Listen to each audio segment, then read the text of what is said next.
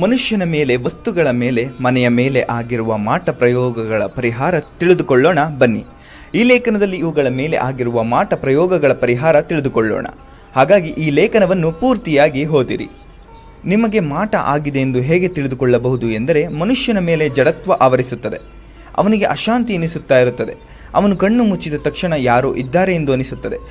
ಯಾರೋ ಕರೆದಾಗ ಯಾರೋ ಬಂದು ಇದ್ದಾರೆ ಎನಿಸುತ್ತದೆ.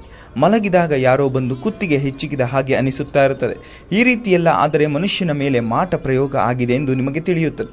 ಹೀಗೆ ಆದಾಗ, ಮನುಷ್ಯನ ಮೇಲೆ ಆದಾಗ ಏನು ಪರಿಹಾರ ಎಂದರೆ, ನೀವು ಒಂದು ಕಣ್ಣು ಕಪ್ಪಿನ ಡಬ್ಬಿ, ಕಾಡಿಗೆ ಡಬ್ಬಿ ಮನೆಯಲ್ಲಿ ನೀವು ಕಣ್ಣಿಗೆ ಹಚ್ಚುವ ಕಾಡಿಗೆ ಡಬ್ಬಿ ಬೇಡ. ಇದಕ್ಕಾಗಿ ನೀವು ಪ್ರತ್ಯೇಕವಾಗಿ ಬೇರೆ ಕಾಡಿಗೆ ಡಬ್ಬಿ ತೆಗೆದುಕೊಂಡು ಈ ಕಾಡಿಗೆಯನ್ನು ಹೆಣ್ಣು ಮಕ್ಕಳು ಎಡಕಾಲಿಗೆ ಹಾಗೂ ಗಂಡು ಮಕ್ಕಳು ಬಲಕಾಲಿಗೆ ಯಾರಿಗೂ ಗೊತ್ತಾಗದ ರೀತಿಯಲ್ಲಿ ಪಾದದಲ್ಲಿ ಹಚ್ಚಿಕೊಳ್ಳಬೇಕು.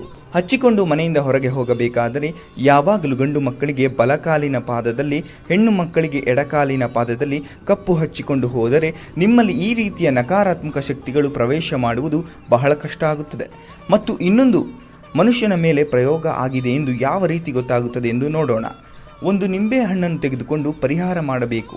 ಇದನ್ನು ತೆಗೆದುಕೊಂಡು ಒಂದು ಕರ್ಪೂರ ಇರಿಸಿ ಗುರುವಾರದ ದಿನ ಹಾಗೂ ಭಾನುವಾರದ ದಿನ ಯಾರಿಗೆ ಈ ಪ್ರಯೋಗ ಆಗಿದೆ ಎಂದು ನಿಮಗೆ ಅನಿಸುತ್ತದೆ ಅವರಿಗೆ ತಲೆಯ ಮೇಲಿಂದ ಈ ನಿಂಬೆ ಹಣ್ಣನ್ನು ಕೆಳಗೆ ತೆಗೆಯಬೇಕು. ಇಳಿಸಬೇಕಾದರೆ ದೇವರ ಹೆಸರು ಹೇಳಬಾರದು. ನಂತರ ನಿಮ್ಮ ಮನೆಯ ಹೊರಗೆ ಬಂದು ಈ ನಿಂಬೆ ಹಣ್ಣನ್ನು ಎಡಕಾಲಿನಿಂದ ತುಳಿದು ಹೊಸೆದು ಈ ನಿಂಬೆ ಹಣ್ಣನ್ನು 2 ಹೋಳುಗಳಾಗಿ ಮಾಡಿ ವಿರುದ್ಧ ದಿಕ್ಕಿನಲ್ಲಿ ಎಸೆಯಬೇಕು. ಹೀಗೆ ಎಸೆದಿದ್ದೇ ಆದಲ್ಲಿ ಈ ಮನುಷ್ಯನ ಮೇಲೆ ಮಾಟಾಮಂತ್ರದ ದೃಷ್ಟಿಯೆಲ್ಲ ಹೊರಟು ಹೋಗುತ್ತದೆ. ಮನೆಯ ಮೇಲೆ ಸಹ ಇದೆ ಗುರುವಾರ ಹಾಗೂ ಇದೇ ಭಾನುವಾರ ದಿನಗಳಂದು ಮನೆಯ ಮೇಲೆ ಕೂಡ ಇದೇ ದಿನಗಳಂದು ಇಳೆ ತೆಗೆಯಿರಿ. ಯಾವಾಗ ತೆಗೆಯಬೇಕು ಎಂದರೆ ರಾತ್ರಿ 10 ಗಂಟೆಯ ಮೇಲೆ ತೆಗೆಯಬೇಕು. ತೆಗೆದು ಮನೆಯ ಸಿಂಹದ್ವಾರದಲ್ಲಿ ಇಟ್ಟುಕೊಂಡು ಪೂರ್ವ ದಿಕ್ಕಿಗೆ ತಿರುಗಿ ಹೊಸಕಿ ಹಾಕಿ ನಿಂಬೆಹಣ್ಣಿನ ಇಳೆ ತೆಗೆಯಬೇಕು.